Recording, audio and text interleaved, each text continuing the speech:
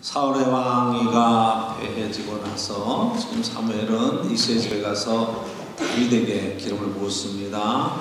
7째 형제가 다 지나가고 난 뒤에 마지막 8째 막내 들에서 양을 치고 있던 다윗에게 하나님께서는 사무엘을 통해서 기름 붓게 하셨습니다.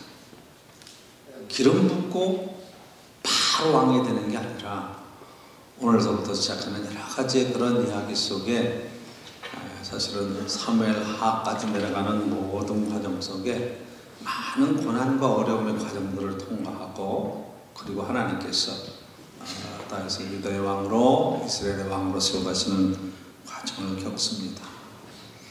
많은 고난, 그 고난이 하나님께 훈련의 시간이었어요.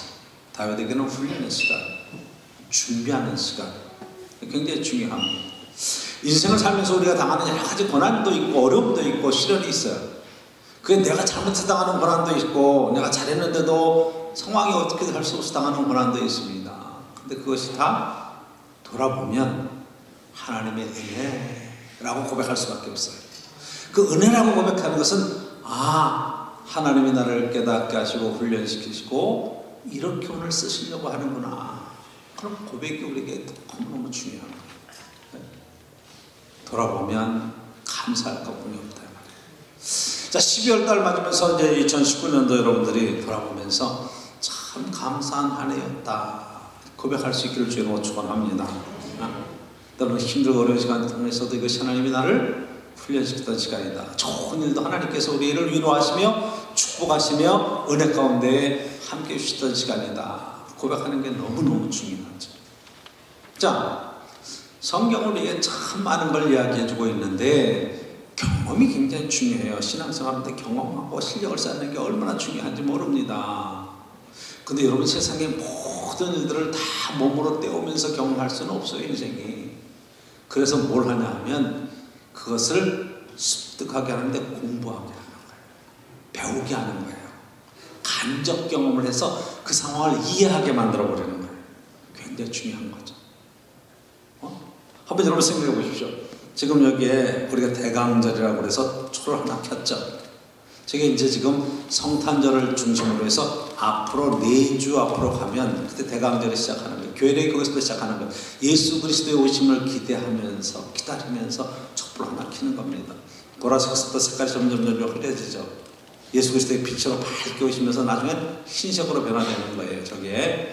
그래서 첫째, 둘째, 셋째, 넷째 내려가면서 주님이 점점 가까이 오십니다. 그래서 예수님의 오심이 우리에게 성탄이 되는 거고, 그렇죠? 예수님의 공생애를 통해서 고난주간 통과하고 십자가에 돌아가셔서 그리고 부활하시면서 부활절을 맞는 거고, 그러니까 예수님의 생애 전체를 통해서 우리의 교회력으로 삼는 거예요. 자, 부활하시고 승천하신 뒤에 그리고 열흘 만에 오순절, 성령 강림, 그리고 주현절 해서 사실은 연말까지 쭉 이렇게 교회 절기가 연결이 되어 있는 거예요. 자, 중요한 것은 예수 그리스도의 오심을 기다린다. 2000년 전에도 기다렸어요. 그렇죠? 그 말씀이 오셨어요. 그럼 역사적인 사건으로 이례적으로 끝났습니다. 한 번 오셨어요. 근데 그것이 역사적인 사실로 교육으로 끝나는 것이 아니라 오늘 우리에게 경험되는 게 중요하잖아요. 오늘 나를 찾아오시는 예수님, 내 안에 함께 계시는 예수님, 오늘도 나와 함께 세상 속에서 하나님의 말씀과 뜻대로 살게 하시는 하나님의 은혜로 입혀지는 주님이 내 안에 오늘도 살아계십니다. 내 인생의 주인이십니다 고백하게 하시는 그 은혜를 경험하는 게 중요하죠. 어떻게 경험을 해요? 2000년 전 사건인데. 여러분, 성지 순례를 가서 지금 예루살렘을 돌아다녀 봐도 2000년 전에 다녀가셨던 예수님의 발자취는 알 수 있어요. 거기 가서 예수님을 만나기가 쉽지 않아요. 왜? 다녀가셨어. 그런데 오늘 우리를 찾아오시는 분은 오늘도 살아계신 예수님이, 또 성령님이, 성령 강림으로 우리 가운데 함께 계시면서 우리 몸을 성전 삼고 함께 계시는 이 영적인 경험들을 굉장히 중요해요. 신앙생활에서 이것만큼 중요한 게 없어요. 예수님이 내 삶의 주인이십니다. 나와 함께 계십니다. 보라, 내가 세상 끝날까지 너희와 항상 함께 있으리라. 요한계시록 3장 10절에는 두드린다는 걸 벌저다. 문 밖에서 너희를 두드린다. 너희가 마음문을 열면 내가 너희에게 들어가서 너희와 함께 먹고 마시겠다. 오늘도 나와 함께 먹고 마시는 주님, 여러분들이 날마다 체험할 수 있기를 주의 이름으로 축복합니다. 그럼 여러분, 주님이 주시는 마음이 있어요. 성령님께서 함께 하셔서 성령의 전을 삼고 계시는, 그리고 그것이 주님이 다시 오심에 관한 약속이 있잖아요. 재림에 관한 약속이 있어요. 주님이 언제 오실지 우리는 기다리는 거예요. 그렇죠? 오늘도 동행하지만 이게 재림에 대한 약속이기 때문에 이 세 번의 오심에 관한 이야기를 여러분들이 대림절에, 대강절에 주님이 오심에 대한 사모하심이 있어야 돼요. 그렇죠? 자, 오늘 이 다윗에게 기름을 부었다고 바로 왕이 되지 못하고 많은 시련의 시간, 준비하는 시간을 통과한 뒤에 왕으로 세워지는데, 그 오늘 첫 번째 얘기가 여러분들이 골리앗과의 전쟁하는 이야기 너무 많이 들었잖아요. 그렇죠? 골리앗과 어려서부터 뭐 이 얘기만 나오면 다들 듣는 얘기 아니겠어요? 전 여기서 조금 전통적인 그러한 이야기들 속에서 여러분 잘 아는 이야기예요. 조금 다른 각도에서 한번 여러분 생각해 보는 거예요. 자, 한번 생각해 보세요. 지금 오늘 본문에 블레셋 사람들이 쫙 싸워서 나서 이 골리앗이 싸우러 나와서 쑥 보니까 젊은 청년애가 하나 나왔거든. 보니까 젊고 붉고 용모가 아름다워. 근데 갑옷도 안 입었어. 보니까 물매 이 짝대기에 끈 매달아 가지고 돌 돌려서 던지는 그거 하나 들고 나오는 거야. 그러니까 뭐라고 얘기하면, 야, 내가 개냐? 개 쫓으러 왔냐? 이러고 지금 전쟁터에서 지금 붙는 거예요. 양쪽 군대가 지금 딱 대전하고 있는데 장수 대표가 나와서 지금 서로 전쟁하는데, 이게 지금 뭐 사기가 완전히 떨어지는 상황인데, 이스라엘은 그동안 대적할 수 있는 사람이 없었는데 지금 한 사람이 나왔는데 보니까 갑옷도 아니고, 네가 개냐? 내가 개냐? 그리고 하는 이야기가 뭐라고 하느니, 그 신들의 이름으로 저주하고, 43절에 보면 그 신들의 이름으로 저주했다. 43절에 그렇게 이야기하고 있어요. 그리고 블레셋의 신, 다곤 신전에서도 이 상황을 우리가 잘 알죠. 신들의 전쟁이에요 지금. 그랬더니 다윗이 같이 나가죠. 너는 칼과 단창과 활로 나오지만 나는 내가 모욕하는 만군의 여호와의 이름으로 나간다. 딱 그러잖아요. 그러니까 지금 이건 신들의 전쟁이에요. 개인적인 전쟁이기도 하지만 신의 이름을 걸고 그렇게 맞붙은 거예요.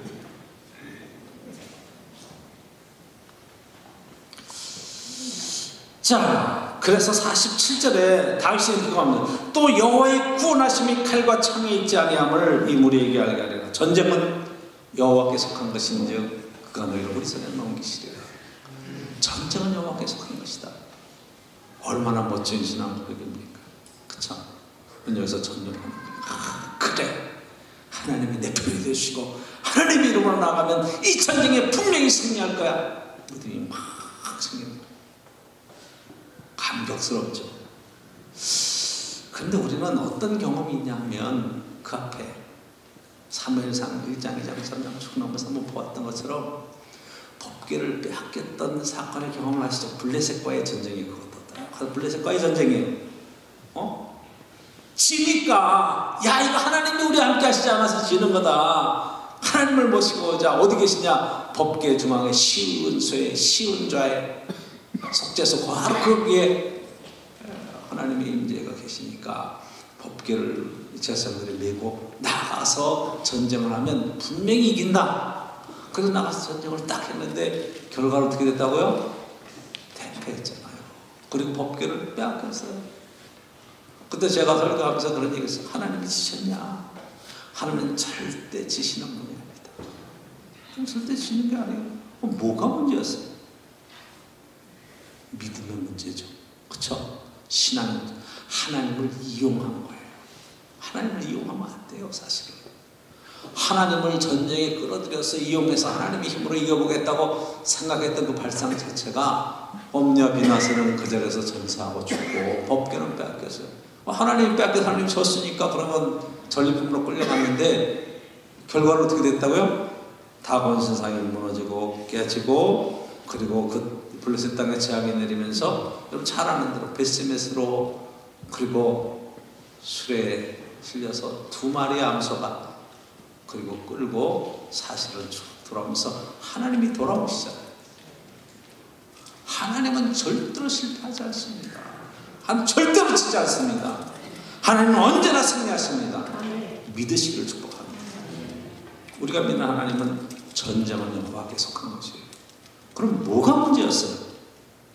당시의 신앙이 문제입니다. 응답이 없는 신앙.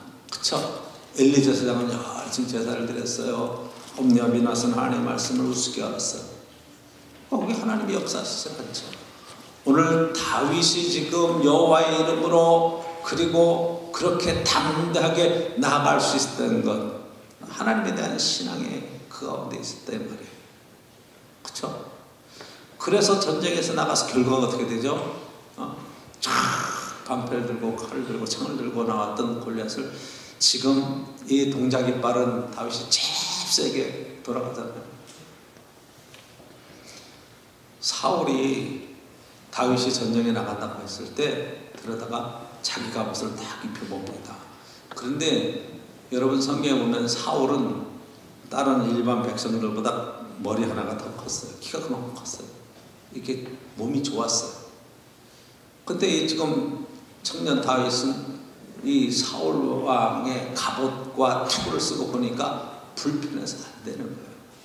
그래서 이것 가지고 안 되겠습니다. 그럼 다 벗고 그리고 지금 평소의 복장으로 전쟁터에 나간 거예요. 갑옷과 뭐 이런 이거 지금 준비가 다 안 되네요. 투구도 안 썼어요. 그런데 대신 뭐를 얻는 거예요? 재빠른 동작에 활발한 활동력을 얻었죠. 그쵸? 골리앗이 나올 때 제일 세게 따라다니면서 물매를 던져서 한 방에 넘어뜨리죠. 그쵸? 그래서 자기가 칼이 없으니까 골리앗이 갖고 온 칼로 목을 잘라서 그리고 승리의 개가를 합니다. 자, 오늘 본문에서 우리가 그럼 하나님이 함께 하시면 승리할 수 있겠다. 맞아요. 근데 거기에는 하나의 전제가 필요합니다. 어떤 사람이 성경을 쭉 읽다가 굉장히 큰하게 은혜 받은 장면이 있어요. 풍랑이 막 이는 갈릴리 바다에서 베드로가 주님을 향해서 막 촉촉촉촉 무리를 걸어갑니다. 이게 가능해? 이게 가능해? 여러분 가능할까요? 그래서 열심히 기도했습니다. 주님, 저도 무리를 걷기를 원합니다. 갈릴리에서 요단강은 아니지만 한강을 걷기를 원합니다. 그리고 열심히 기도하고 한강을 가서 걸었어요. 걸어갈까요? 못 걸어가요. 빠지면 얼마나 푹 들어가, 발 받으면 푹 들어가, 팍 들어가. 그래서 너무 속상해서 하나님 왜 나는 안 됩니까? 그리고 하나님께 막 물었답니다. 주님, 나는 왜 안 됩니까? 왜 베드로에게는 되고 왜 나는 안 됩니까? 막 그랬더니 주님께서 딱 한마디 하셨다는 거예요. 뭐라고 하셨을까? 너 믿음이 없어서 그래. 그랬을까? 뭐랬을까요? 성경에 그대로 나와 있어요. 베드로에게는 오라 그랬어. 그랬더니 걸어간 거야. 그쵸? 난 너한테 오라 그러지 않았다. 나는 너에게 오라 그러지 않았어. 네가 걸어갔다면 네가 옮긴 거지. 내가 언제 오라 그랬니? 내가 오라 그래야 그게 한 빠지고 그게 걸어가는 거지. 그러니까 주님의 말씀이 없는 거예요. 참 우리가 믿음대로 주님의 말씀대로 이야기하는데 그건 베드로에게 오라 그러는 거지. 너에게 내가 오라지 않았는데 어디 한강으로 오라 그러지 않았는데. 요즘 같은 시대에 배도 많고 탈 것도 많고 그런데 뭐 굳이 다리도 있는데 그 다리로 건너가면 되지 왜 무리를 걸으려고 그러느냐 말이에요. 여러분 하나님의 말씀이 굉장히 중요해요. 주님이 뭐라고 우리에게 말씀하시는가 그 말씀을 듣는 게 너무 중요하다는 거예요. 그러면 다윗에게 기름을 부으신 하나님께서 왜 다윗에게 기름을 부었겠어요? 이게 지금 하나님에 대한 믿음의 고백이 다윗에게 조금만 했는데 그 믿음 안에 역사가 있고 그리고 그 믿음이 과연 어떻게 표현됐는가를 여러분 그의 인생 속에서 보시면 된다. 한번 여러분 보세요. 이세 집에 지금 사무엘이 기름병을 들고 왔습니다. 제사를 드리려고 그래요. 자기들은 다 먹으라. 그런데 7 형제가 쫙 왔어요. 엘리압, 여러분 잘 아는 대로 쫙 삼마 쭉 넘어가요. 시므이 쭉 넘어가요. 그런데 다 아니라는 거예요. 사무엘이 볼 때는 쟤는 특별히 하나님이 택하신 사람이 틀림이 없다, 기름 부을 만하다. 근데 하나님이 아니라요. 나는 사람을 외모로 보지 않고 중심을 본다. 자꾸 중심을 본다는 거예요. 중심을 본다는 게 뭔가, 우리 마음의 중심이 중요합니다. 여러분 그렇게 생각할 수 있죠. 그런데 생각해 보세요. 다윗은 뭘 하고 있었는가? 8째 막내 양을 치고 있었어요. 그쵸? 양을 지키고 있었어요. 그 중심이 뭐예요? 지금 관심이 뭐예요? 자기 삶에 있어서 형들이 다 갔을 때 마지막 뒤뜰 하고 책임있게 자기에게 맡긴 일들을 성실하게 양을 관리하고 있었고, 아버지의 집에서 맡겨진 일을 최선을 다하고 있었던 삶의 자리에, 그쵸? 형들 다 가는데 뭐 막내가 뭘 지킬 필요가 뭐가 있어? 버리고 같이 가면 되지. 나 맡기고 가면 되지. 아니라 이 말이에요. 일을 최선을 다해서 감당하고 있었어. 그랬더니 이게 다냐? 아닙니다. 말자가 있는데 양을 지키고 있습니다. 데리고 와라. 가해를 데리고 오기 전까지는 먹지 않겠다. 그래서 다윗을 딱 데리고 왔더니 하나님께서 저라고 이야기합니다. 자, 왜 그랬을까요? 여러분, 하나님의 그런 역사하심은 우리의 성실과 우리의 정말 순수한 심령 속에서 맡겨진 사명들을 얼마나 잘 감당하고 있느냐, 여기에 따라서 사실은 감당해 가는 거예요. 다윗은 철저하게 준비된 사람입니다. 여러분들이 제가 41절서부터 읽었지만 이렇게 쓰고 있는 것을 보게 돼요. 사울 왕에게 자기 자신을 이렇게 소개할 때 여러분들이 34절, 35절 이렇게 말씀을 보면 이렇게 써요.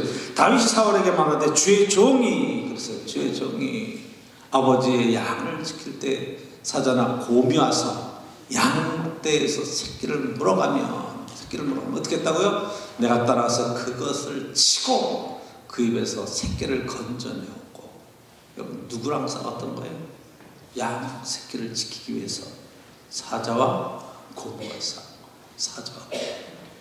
그것을 치고 그것을 건져내었고, 그것이 일어나 나를 해하려고 하면 덤비면 내가 그 수염을 잡고 그것을 쳐 죽였나이다. 이야, 다윗이 어떤 사람이에요? 사자와 곰하고 대적할 만큼 용맹스럽고 전투력이 뛰어난 사람. 할렐루야. 경험인 거예요. 싸웠던 경험. 그러니까 곰이 되는 거나 골리앗이 되는 거나 똑같다고 그렇게 보는 겁니다. 사자와 곰을 상대할 정도로 실력이 있었어요. 여러분, 물매라고 하는 것은 멀리 다가오는 사자와 곰을 향해서 쫓을 때 쓰는 거예요. 그걸 얼마나 많이 연습을 했으면 그걸 쫓아내는 거예요. 그러다가 그래도 그것을 들고 들어오면 그 다음에 육탄전으로 이겨낼 수 있는 능력이 있었던 사람. 그러니까 뭐라고 얘기하는 거니? 36절에 주의 종이 사자와 곰도 쳤은즉 살아계신 하나님의 군대를 모욕하는 이 할례받지 않은 블레셋 사람이니까 내가 그 짐승이 하나와 같이 되리이다. 그 짐승이 하나같이 되리이다. 여러분, 이게 그의 신앙 고백이에요. 신앙 고백. 그리고 실제로 그렇게 삶을 살아냈던 사람, 평소에 준비를 많이 한 사람이에요. 그래서 하나님의 역사를 우리가 이루고 하나님의 이름으로 나아간다고 말하는 것은 믿음이라고 말하지만 믿음 뒤에는 뭐가 있어요? 준비가 있는 거예요. 하나님께서 준비된 사람을 쓰시는 거예요. 한번 여러분 생각해 보십시오. 우리가 창세기 이야기를 하면서 쭉 봤죠. 아브라함 준비된 사람이다. 하나님께서 내 먼저 친척 아비 집을 떠나 내가 네게 지시할 땅으로 가라. 그럴 때 떠나요. 어디로 가라는 것도 없어요. 그럼 오늘 우리에게 하나님께서 자, 짐 싸라. 내가 내게 제시할 땅으로 가자. 여러분 짐 싸서 나갈 수 있어야 돼요. 최고 좋은 갈대아우르라고 그 시대 최고의 문명의 자리에서부터 시작해서 하란으로 가나안을 향해서 쭉 내려오다가 브엘세바 여러분 사해 근처로 제일 열악한 환경으로까지 밀려 내려오는 거예요. 근데 그때 가는 곳마다 하나님을 향해서 제단을 쌓고 하나님의 이름을 부르고 믿음으로 나아가는 겁니다. 그게 준비된 사람 뭐가? 믿음이. 그 믿음은 하나님과 동행하면서 환경의 지배를 받지 않고 환경 속에서 능히 이겨나갈 수 있는 약속의 말씀을 붙들고 나아갈 수 있어요. 야곱 이야기를 들어봐도 마찬가지죠. 그쵸? 형과 다투다가 팔려가 외삼촌 집으로 가잖아요. 집안에 사람 갖다가 제일 밑바닥으로 떨어지잖아요. 얼마나 성실하게 살아납니까? 20년 동안 14년 두 부인을 향해서 무료로 일하고 6년 동안 일하는 것이 큰 두 대를 이룰 정도의 그런 사업의 수완을 발현해냈는데 여러분 그의 고백을 보면 내가 밤새도록 양떼를 지키기 위해서 얼마나 애를 썼는가. 내가 지키는 동안에 양이 낙타를 한 번도 하지 않았다는 이야기도 쓰고 짐승이 물어봐간 것 있으면 내가 다 갚았고 아니야 내가 외삼촌 집에서 일하는 동안에 양 한 마리 정말 먹지 않았다. 얼마나 성실하고 최선의 삶을 살았는가. 하나님이 지켜주셨다. 그렇게 고백하고 있어요. 요셉 이야기를 마찬가지예요. 요셉도 어떻게 준비가 됐어요? 형들의 그런 지시를 받죠. 왜? 아버지한테 다 흘려바치니까 사랑받죠. 그러다 형이 팔아버리잖아요. 노예로 팔려갔는데 성경에는 명시적으로 그런 얘기가 없어요. 그러나 여러분 그렇게 고재질하고 사람들 속에 이렇게 얍삽하게 살다가는 이게 어떻게 죽을지 모르겠구나 깨닫는 거예요. 형제한테도 왕따를 당하고 따돌림을 당해요. 여러분 인생을 살다가 왕따를 당하고 따돌림을 당한다.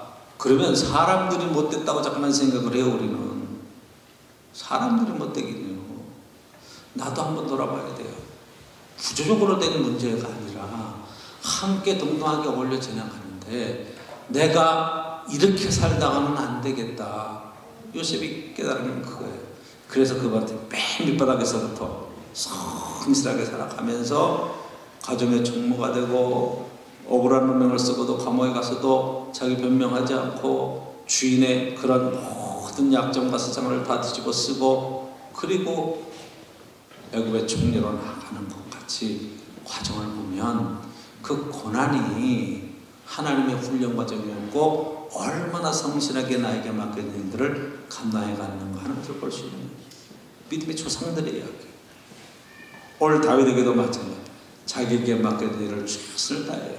형들에게 원망하지 않고 자기에게 맡긴 양들을 최선을 다해 칩니다. 그리고 그 아버지의 양들을 지키기 위해서 목숨 걸고 훈련합니다. 그쵸? 물매를 던지고 그리고 한번 생각해 보십시오. 한 방에 보내잖아요. 그런데 물매를 몇 개를 가지고 가냐면 5개를 갖고 가는 거예요. 5개를 갖고 갔다는 얘기는 뭐예요? 4개까지 실패할 수도 있는 거예요. 그쵸? 가능성. 하나님이 함께 했을 때 딱 하는 게 없으면 되지 뭐. 그런 차원의 얘기가 아니에요. 자기가 할 수 있는 최선을 다해서 준비를 하는 거예요. 근데 하나님께서 함께 도우셔서 한 방에 이기는 거예요. 그러니까 여러분 신앙생활하고 인생을 살아가는 동안에 하나님의 도우심이 굉장히 중요해요.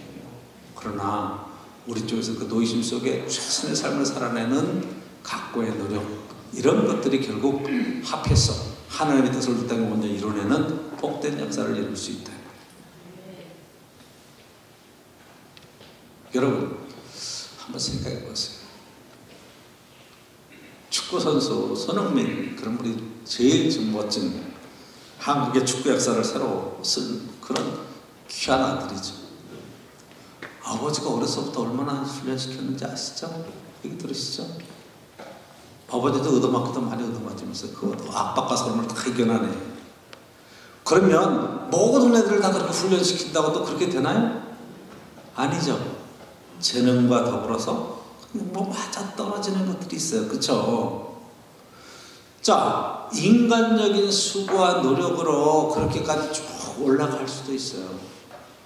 근데 성경에서 얘기하는 것은 거기에 하나님의 은혜가 더해지면 뭐가 생기는 거예요?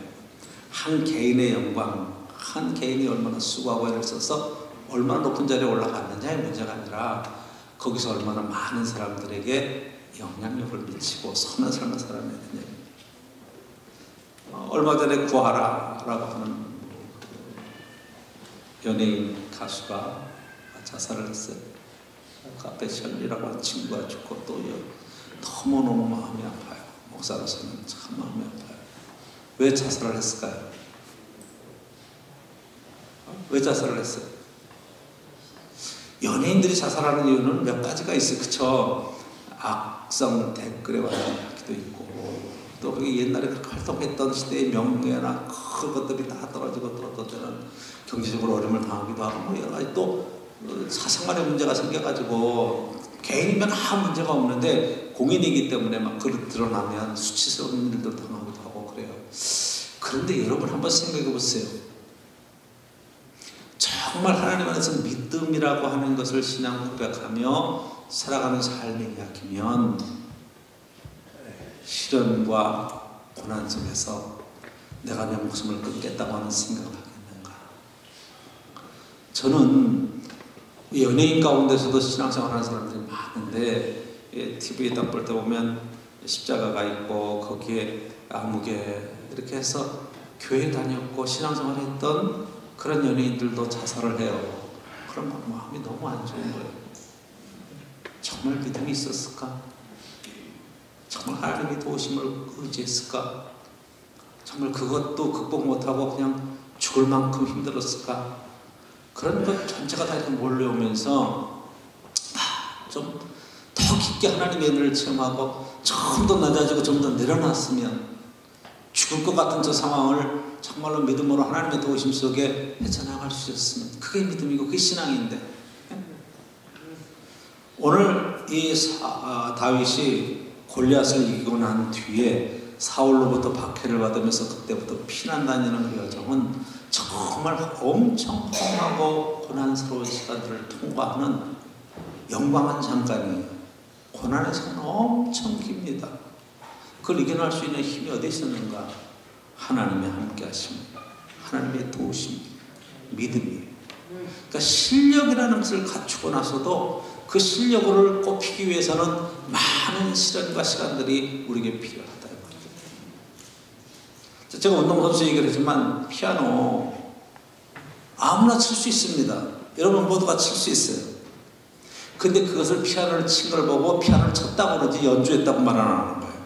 이해하세요? 피아노 친 거예요. 그 소음이에요. 그런데 윤수민 집사가 좀 치면 연주했다고 그러는 거예요. 왜? 어렸을 때 훈련했거든요. 그쵸? 어느 단계까지는 갔어. 근데 윤수민 집사가 세계적인 피아니스트의 반열까지는 아직 못 갔어. 왜 못 갔을까? 우리 이선택 집사님 왜 못 갔을까?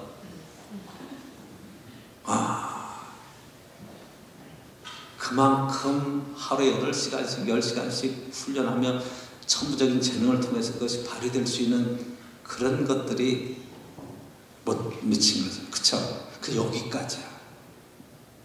그 다음 단계로 나가야 되는데 하나님께서 우리에게 도우셔서 그 다음 단계로 나가기 위해서는 더 많은 훈련과 이런 것들이 필요한데 참 쉽지가 않은 게 누구에게나 다 그런 기회가 오는 것도 아니에요. 여러분 현악을 하나 하는 것도 마찬가지고 성악을 하는 것도 마찬가지고 어떤 기회가 있을 때 최선을 다해서 감당을 해가야 되는데 내 재능의 문제도 있고 기회의 문제도 있고 때로는 열심의 문제도 있고 우리 대학교 들어가는 우리 학생들에게 제가 그렇게 얘기를 합니다. 고등학교 때 공부하는 것만큼만 해라. 그러면 너 4년 장학금이다. 왜? 대학교 들어가면 애들이 다 공부 안 해. 그래서 놀아. 근데 세영이가 목사님 말을 잘 듣고 공부했더니 장학금 받는다고 그러고 잘 들어야 돼. 남 다 놀 때 하면 당연히 사람이죠. 당연한 거예요. 그건. 신앙생활은 그거예요. 하나님의 말씀이 내게 임했을 때 얼마나 최선을 다해서 살아내는가, 나를 통해서 축복의 통로로 사람들이 복을 받게 하는가, 그것에 대한 문제예요. 자, 다윗이 지금 갑옷도 입지 않고 투구도 쓰지 않고 물매만 가지고 딱 나갔는데 그게 평소에 자기 목장이에요. 평소에 하는 대로야. 그쵸? 그리고 얘기합니다. 내가 이것은 익숙하지 않으므로 내가 하기에는 너무 부담스러웠으면 다 벌어놓고, 그리고 평소에 실력으로 나가는 거예요. 신앙생활, 여러분들이 교회에서 신앙생활하는 그 모습 그대로 사회에 나가서 생활을 할 때, 그게 직장생활이 됐든지 가정생활이 됐든지 믿음 안에서 생활하는 여러 가지 여러분들이 사업이 됐든지 하면서 평소에 하나님 앞에 우리의 마음의 자세가 준비된 것만큼 하시면 그것을 통해서 하나님 앞에 큰 영광과 축복의 통로가 되는 은혜가 임할 수 있기를 축원합니다. 근데 오늘 아침에도 이제 성경 공부하면서 그렇게 나눠봤지만 제일 마음 아파하고 속상해하는 게 수자님들이 하는 얘기가 교회에서 하는 거랑 세상에 나가서 하는 거 달라요.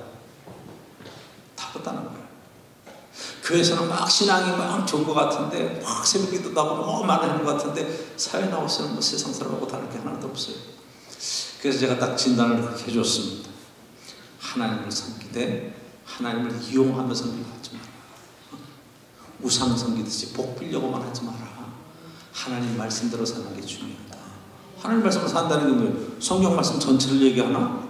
아니에요. 이게 겉과 속이 똑같은 거예요. 내가 하나님 앞에 믿음을 고백하는 대로 세상 속에서 그렇게 살아가는 거예요.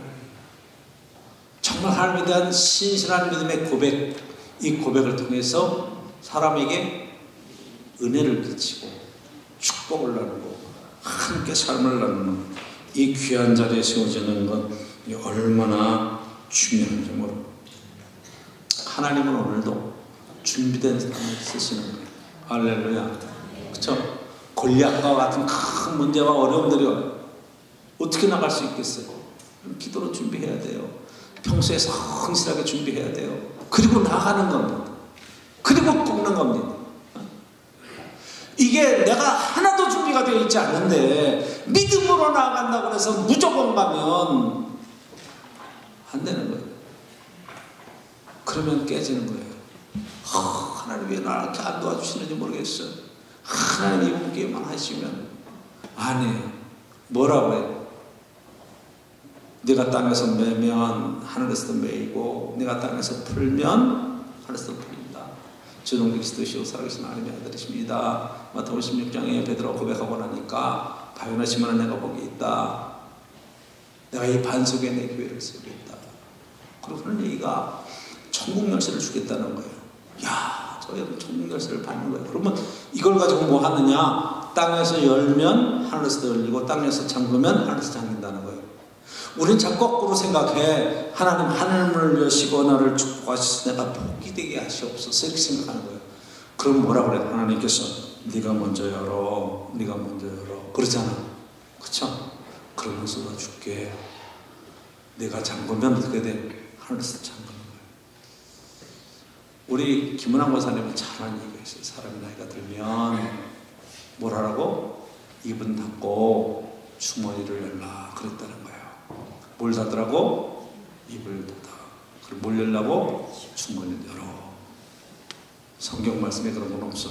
그렇지만 그게 사는 지혜야. 지혜. 평생 살아보니까 그러니까 다 좋다고 우리 할머니 좋다고 우리 할아버지 좋다고 모르게 다 좋다고 얘기하지. 그쵸? 주머니 열고 입만 살아가지고 막 이러면 다 싫어해. 젊은 사람들이 뭐라고 그러냐? 틀딱이라고 그래.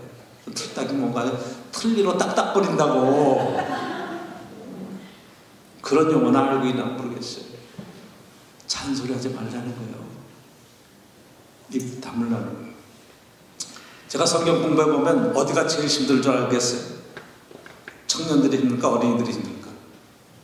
아니, 남성교회가 제일 힘들어. 권목사님이 제일 힘들어. 왜? 거기는 말이 많아.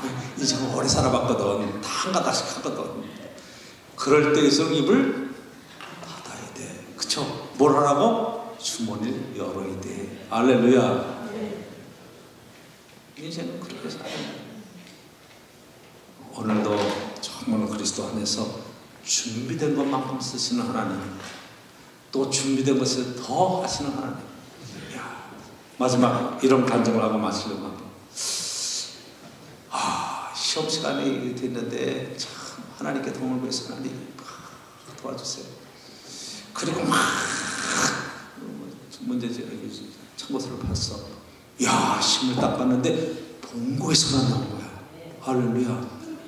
야, 너무 감사하더라고. 그때 느낀 게 있어요. 하나님 도와주시고 안 봤으면 못했을까? 그래도 본게 있으니까 본 중에서 나오는 거란 말이에요. 그렇죠? 안 보면 어떻게? 이게 뭐 굴려야지 뭐 옆에 가지고 그거 말고 정말 시간이 없고 도움이 필요할지라도 하나님께 도움을 구하고 성경 말씀 한 귀라도 보고 그 말씀을 붙들고 믿음에서 승리하시는 귀한 축복과 은혜가 넘치기를 주님으로 축원합니다. 주의 이름으로 도우실 것입니다. 주의 이름의 영광이 될 것입니다. 주의 이름으로 승리하게 하십니다. 오늘도 하나님이 이기게 하실 것입니다.